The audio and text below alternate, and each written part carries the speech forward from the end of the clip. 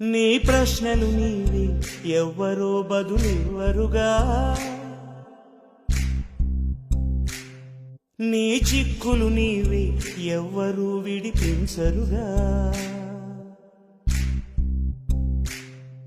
ఏ గాలో నిన్ను తరుముతుంటే అల్లరిగా, ఆగాలో లేదు తెలియదంటే చెల్లదుగా.